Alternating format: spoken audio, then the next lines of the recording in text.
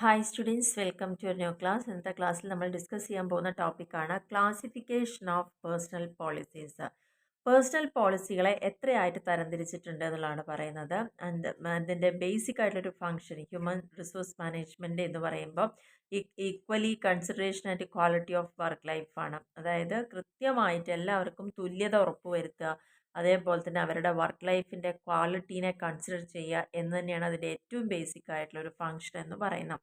അതിൽ പ്രധാനമായിട്ട് ഉള്ള ക്ലാസിഫിക്കേഷൻസ് 7 ഉള്ളത്. ആദ്യത്തെ പോയിന്റിൽ പറയുന്നത് എംപ്ലോയ്മെൻറ്റ് പോളിസീസ്.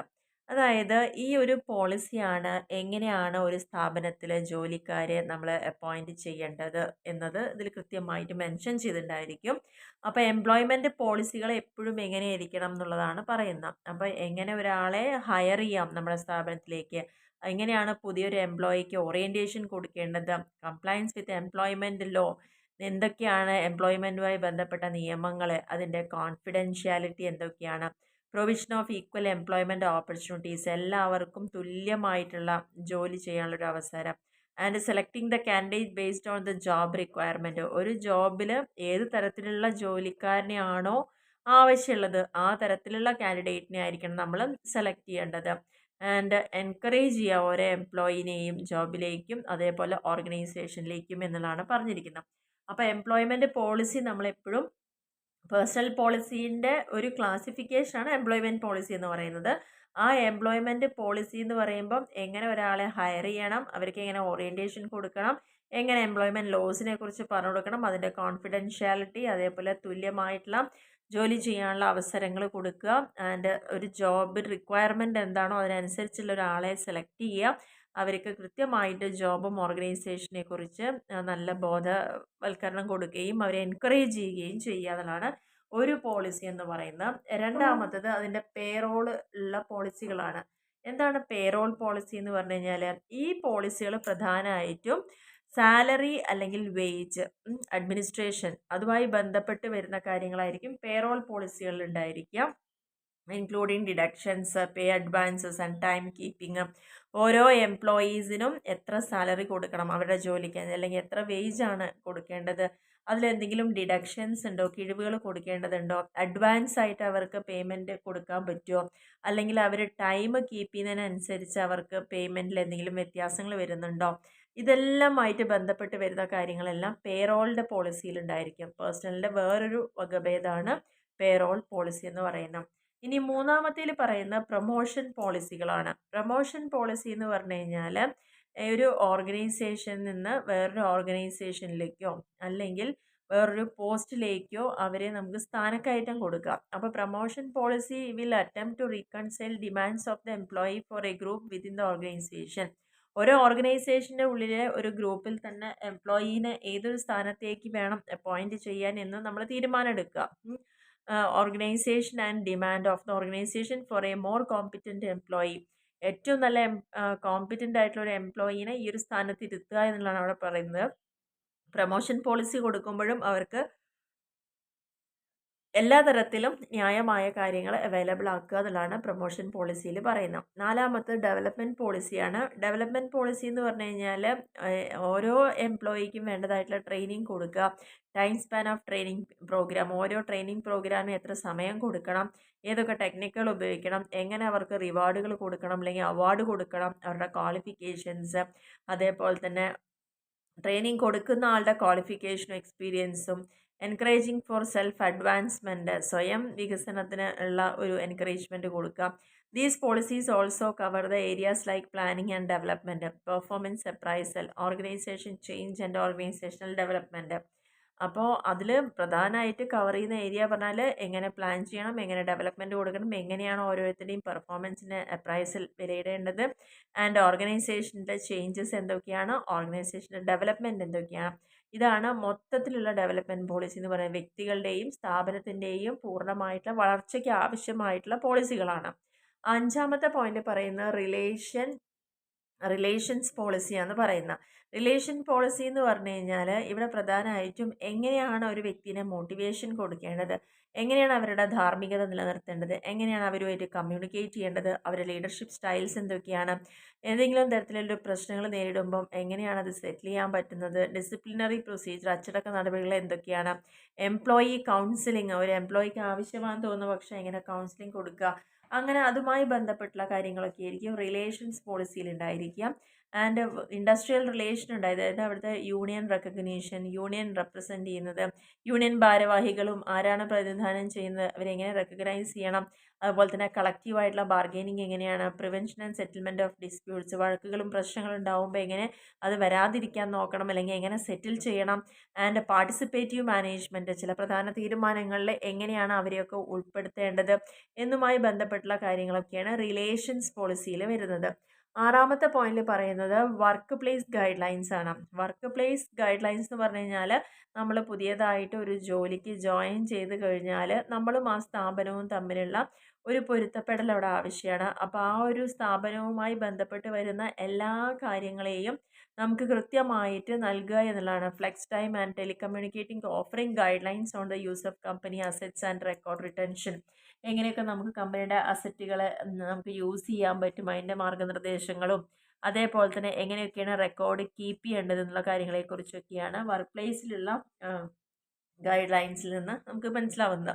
ഏഴാമത്തേൽ പറയുന്നത് ഈ പോളിസികളെ കുറിച്ചാണ്. These policies guide staffs the use of organisation information technology. ആ ഒരു സ്ഥാപനത്തിൽ വർക്ക് ചെയ്യുന്നതിൻ്റെ ഭാഗമായി തന്നെ അവിടുത്തെ ഇൻഫർമേഷൻ ടെക്നോളജീനെ എങ്ങനെ നന്നായി യൂട്ടിലൈസ് ചെയ്യാം. Policies defining acceptable and prohibited activities, ആ സ്ഥാപനത്തിൽ നമുക്ക് എല്ലാവർക്കും അക്സെപ്റ്റ് ചെയ്യാൻ പറ്റുന്നതും എന്നാൽ തടയേണ്ടതുമായിട്ടുള്ള ആക്ടിവിറ്റീസ്, അതേപോലെ തന്നെ use of email and internet makeup A majority of these policies. അപ്പോൾ ഈ ഇമെയിലും ഇൻ്റർനെറ്റും യൂസ് ചെയ്തുകൊണ്ട് എങ്ങനെയൊക്കെയാണ് ഇത്തരത്തിലുള്ള കാര്യങ്ങൾ നമുക്ക് ചെയ്യാൻ പറ്റുന്നതെന്നുള്ളതാണ് പറയുന്നത്.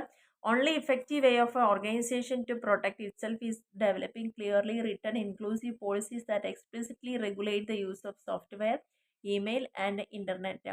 അവിടെ വർക്ക് ചെയ്യുന്ന ഓരോ എംപ്ലോയിക്കും കമ്പനിയുടേതായിട്ടുള്ള സോഫ്റ്റ്വെയറും ഇമെയിലും ഇൻ്റർനെറ്റൊക്കെ യൂസ് ചെയ്യുന്നതിന് കൃത്യമായിട്ടുള്ള റിട്ടൺ ആയിട്ടുള്ള കാര്യങ്ങൾ അവർക്ക് കൊടുക്കണം. Only effective way for an ഓർഗനൈസേഷനെ സംബന്ധിച്ചോളം വളരെ ഇഫക്റ്റീവ് ആയിട്ടുള്ളൊരു മാർഗം എന്ന് പറയുന്നത് to protect itself is developing clearly written inclusive policies. ആ സ്ഥാപനത്തിന് അതിൻ്റേതായ എഴുതപ്പെട്ട രേഖകൾ തന്നെ വേണം എന്നുള്ളതാണ് പറയുന്നത്. ഇൻ്റർനെറ്റും ഇമെയിലും സോഫ്റ്റ്വെയറുമായി ബന്ധപ്പെട്ടുള്ള എല്ലാ കാര്യങ്ങളും. അപ്പോൾ 7 തരത്തിലാണ് പേഴ്സണൽ പോളിസികളെ നമ്മൾ തരംതിരിച്ചു എന്നുള്ളതാണ് പറയുന്നത്. ഇനി ഇത്തരത്തിലുള്ള പേഴ്സണൽ പോളിസിയുടെ പ്രാധാന്യത്തെക്കുറിച്ചാണ് പറയുന്നത്. എന്തൊക്കെയാണ് ഇതിൻ്റെ പ്രത്യേകതകൾ അല്ലെങ്കിൽ പ്രാധാന്യങ്ങൾ എന്നാണ് പറയുന്നത്. ഒന്നാമത്തെ പോയിന്റിൽ they can actually empower employees. നല്ലൊരു പോളിസി ഉണ്ടെങ്കിൽ തീർച്ചയായിട്ടും അവിടെ വർക്ക് ചെയ്യുന്ന ഓരോ എംപ്ലോയീസിനെയും അത് എംപവർ ചെയ്യും എന്നുള്ളതാണ് പറയുന്നത്. കാരണം ആ ഒരു പോളിസിയിലൂടെ എംപ്ലോയിക്ക് കിട്ടുന്ന നല്ലൊരു degree of freedom within defined boundaries, അതായത് കൃത്യമായിട്ട് ഡിഫൈൻ ചെയ്തിട്ടുള്ള അതിരുകൾക്കുള്ളിൽ നിന്നുകൊണ്ട് തന്നെ എത്രത്തോളം ഒരു എംപ്ലോയിക്ക് അവരുടെ ഫ്രീഡം യൂസ് ചെയ്യാൻ പറ്റുന്നു എന്നുള്ളതാണ്. Policies empower employee to do the right thing. ഇങ്ങനെ ഒരു പോളിസി കൊണ്ട് തന്നെ ഓരോ എംപ്ലോയീസിനും കൃത്യമായിട്ട് എന്തൊക്കെ കാര്യങ്ങൾ ചെയ്യണം ചെയ്യരുതിനെക്കുറിച്ചൊരു ധാരണ അവിടെ കിട്ടുന്നു എന്നുള്ളതാണ്. രണ്ടാമത്തെ പോയിന്റിൽ പറയും ദേ are the products of values. ഇങ്ങനെ ഒരു പോളിസി എന്ന് പറയുന്നത് എന്താണ്, ആ സ്ഥാപനം നിലനിർത്തി കൊണ്ടുപോകുന്ന അല്ലെങ്കിൽ അവർ അടിസ്ഥാനപ്പെടുത്തി കൊണ്ടുപോകുന്ന ചില വാല്യൂസ് ഉണ്ടായിരിക്കും, ബിലീഫ്സ് ഉണ്ടായിരിക്കും, ലാംഗ്വേജ് ഉണ്ടായിരിക്കും. അതേപോലെ തന്നെ പോളിസികളിലൂടെ കൃത്യമായിട്ട് മാനേജ്മെൻറ്റിൻ്റെ സ്റ്റാൻഡേർഡ് എന്താണ്, ഒരു ഡിസിഷൻ എടുക്കുന്നതിൽ various personal and organisational issues, പലതരത്തിലുള്ള വ്യക്തിപരമായിട്ടും സ്ഥാപനപരമായിട്ടുള്ള ഇഷ്യൂസൊക്കെ വരുന്ന സമയത്ത് സ്ഥാപനം എങ്ങനെയാണ് ഒരു ഡിസിഷൻ എടുക്കേണ്ടത് എന്നതിനെക്കുറിച്ചൊക്കെ കൃത്യമായി ഡിഫൈൻ ചെയ്തിട്ടുണ്ടായിരിക്കും. അപ്പോൾ അതുകൊണ്ട് തന്നെ ഒരു സ്ഥാപനത്തിൻ്റെ ഒരു സ്റ്റാൻഡേർഡ് എസ്റ്റാബ്ലിഷ് ചെയ്യാൻ ഇത്തരത്തിലുള്ള പോളിസികൾക്ക് സാധിക്കുന്നു എന്നുള്ളതാണ് പറയുന്നത്. മൂന്നാമത്തെ പോയിന്റിൽ പറയുന്നത് serve as A guide four quick and correct decisions and proper actions. ഇങ്ങനെ ഒരു പോളിസി ഉണ്ടെങ്കിൽ നമുക്ക് ഒരു സംഭവം നടന്നു കഴിഞ്ഞാൽ പെട്ടെന്ന് തന്നെ ആക്ഷൻ എടുക്കാനും കറക്റ്റായിട്ട് ഡിസിഷൻ എടുക്കാനും ഒക്കെ നമുക്ക് സാധിക്കുന്നു എന്നുള്ളതാണ്. They increase the scope of decision making. അതുകൊണ്ട് തന്നെ ഒരു ഡിസിഷൻ മേക്കിംഗ് എന്നൊരു പ്രോസസ്സിന് വളരെയധികം പ്രാധാന്യം ഇവിടെ കിട്ടുന്നു എന്നുള്ളതാണ് പറഞ്ഞിരിക്കുന്നത്. നെക്സ്റ്റ് പോയിന്റിൽ പറഞ്ഞിരിക്കുന്നത്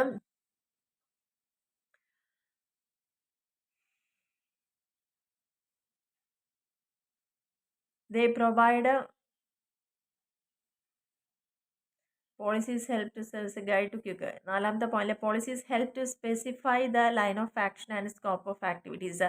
ഓരോ പേഴ്സണൽ പോളിസിയും നമുക്ക് മനസ്സിലാക്കാൻ പറ്റുന്ന കാര്യം എന്ന് പറയുന്നത് അവിടെയുള്ള എന്തൊക്കെ തരത്തിലുള്ള ആക്ടിവിറ്റികളുണ്ട്, അതിൻ്റെ സ്കോപ്പ് എത്രത്തോളമാണ്, എങ്ങനെ ഇവയൊക്കെ പ്രാവർത്തികമാക്കാം എന്നൊക്കെ കൃത്യമായിട്ട് സ്പെസിഫൈ ചെയ്യുന്നതായിരിക്കും ഇത്തരത്തിലുള്ള പേഴ്സണൽ പോളിസി എന്ന് പറയുന്നത്.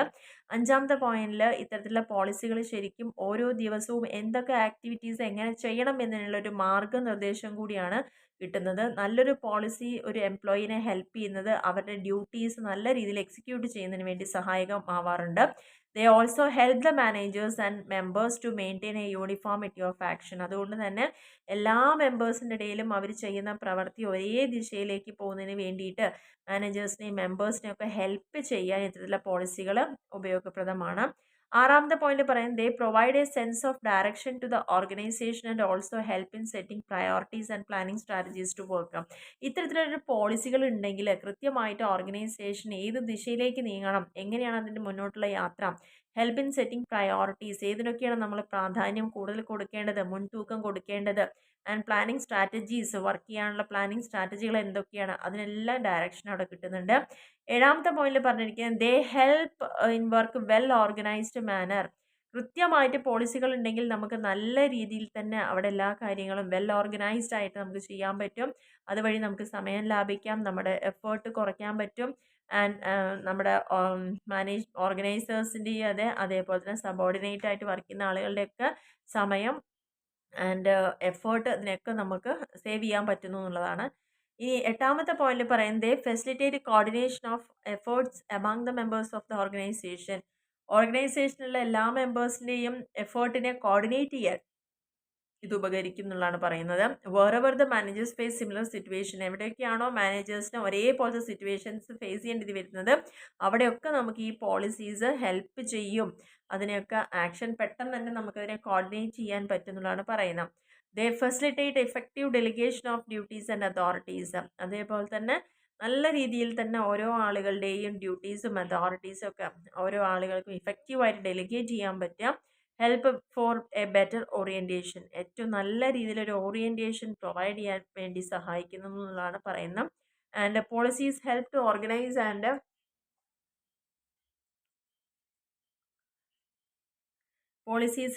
Organise and announce managements plans for growth. ഓരോ പോളിസികളും നമ്മൾ കൃത്യമായിട്ട് മനസ്സിലാക്കുകയാണെങ്കിൽ അതിലൂടെ ഓർഗനൈസ് ചെയ്യാനും അതേപോലെ തന്നെ മാനേജ്മെൻറ്റിൻ്റെ പ്ലാനുകൾ, ഭാവിയിൽ വളർച്ച നേടുന്നതിന് വേണ്ടിയിട്ടുള്ള പ്ലാനുകൾ ആൻഡ് അത് കമ്മ്യൂണിക്കേറ്റ് ചെയ്യുക, ഓർഗനൈസേഷൻ ഇൻവെസ്റ്റ്മെൻറ്റിൽ കമ്മ്യൂണിക്കേറ്റ് ചെയ്യുക അതിൻ്റെ എംപ്ലോയീസിനോട് ബൈ എക്സ്പ്ലെയിനിങ് എംപ്ലോയി ബെനിഫിറ്റ്. ആ ഒരു വളർച്ച നേടുന്നതോട് കൂടിയിട്ട് എന്തൊക്കെ ബെനിഫിറ്റുകൾ എംപ്ലോയീസിന് കിട്ടും, നിങ്ങളുടെ വർക്ക് പ്ലേസിലെ ഇഷ്യൂസ് എങ്ങനെയൊക്കെ റെഡ്യൂസ് ചെയ്യാൻ പറ്റും എന്ന കാര്യങ്ങളെക്കുറിച്ചൊക്കെ അവർക്ക് അവയർനെസ് കൊടുക്കുക. And they are the means to accomplish goals and objectives of the organisation.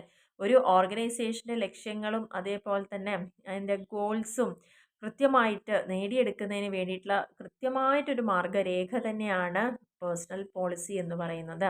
അപ്പോൾ ഇന്നത്തെ ക്ലാസ്സിൽ നമ്മൾ ഡിസ്കസ് ചെയ്ത പ്രധാനമായിട്ടും 2 ടോപ്പിക്കുകളാണ്. ഒന്ന് ക്ലാസിഫിക്കേഷൻ ഓഫ് പേഴ്സണൽ പോളിസി, 7 തരത്തിലാണ് ആ ഒരു പോളിസികൾ ഇവിടെ നമ്മൾ ഡിസ്കസ് ചെയ്തത്. അതായത് എംപ്ലോയ്മെൻറ്റ് പോളിസി ഉണ്ട്, പേറോൾ ഉണ്ട്. അപ്പോൾ ആദ്യം എങ്ങനെ ഒരാളെ ഹയർ ചെയ്യുക, പേറോള് പറഞ്ഞ അയാൾക്ക് എങ്ങനെയൊക്കെ റെമ്യൂണറേഷൻ കൊടുക്കണം, എങ്ങനെ അയാൾക്ക് പ്രൊമോഷൻ കൊടുക്കണം, എങ്ങനെ അയാൾക്ക് ഡെവലപ്മെൻറ്റുമായി ബന്ധപ്പെട്ട് വരുന്ന കാര്യങ്ങൾ, അവരുമായിട്ടുള്ള റിലേഷൻസ് പോളിസി എങ്ങനെയാണ്, വർക്ക് പ്ലേസിലുള്ള ഗൈഡൻസ് എങ്ങനെ കൊടുക്കണം, അതേപോലെ ഈ പോളിസികളെ കുറിച്ചൊക്കെയാണ് നമ്മളിവിടെ ഡിസ്കസ് ചെയ്തിട്ടുണ്ടായിരുന്ന 7 പോയിന്റ് എന്ന് പറയുന്നത്. ഇനി അതിൻ്റെ ഇമ്പോർട്ടൻസ് എന്ന് പറയുന്നത് പ്രധാനമായിട്ടും ഒരു 13 പോയിന്റിൽ എങ്ങനെയൊക്കെയാണ് അതിന് പ്രാധാന്യം വരുന്നത് ഒരു സ്ഥാപനത്തിലുള്ള ഒരു 13 പോയിന്റിൽ നമ്മൾ കൃത്യമായിട്ട് ഇവിടെ എക്സ്പ്ലെയിൻ ചെയ്തിട്ടുണ്ട്. അപ്പോൾ ഈ ഒരു ക്ലാസ് എല്ലാവർക്കും കൃത്യമായിട്ട് മനസ്സിലായിട്ടുണ്ടാവുമെന്ന് വിചാരിക്കുന്നു. ഇഷ്ടപ്പെടുകയാണെങ്കിൽ തീർച്ചയായിട്ടും ഒന്ന് ലൈക്ക് ചെയ്യാനും ഷെയർ ചെയ്യാനും കമൻറ്റ് ചെയ്യാനും മറക്കരുത്. നിങ്ങളുടെ ഫ്രണ്ട്സിലേക്കൊക്കെ ഒന്ന് ഷെയർ ചെയ്ത് കൊടുക്കുക. അതേപോലെ തന്നെ സബ്സ്ക്രൈബ് ചെയ്യാതെ കാണുന്ന ആളുകളുണ്ടെങ്കിൽ തീർച്ചയായിട്ടും ഒന്ന് സബ്സ്ക്രൈബ് ചെയ്യുക, സപ്പോർട്ട് ചെയ്യാം. Okay, thank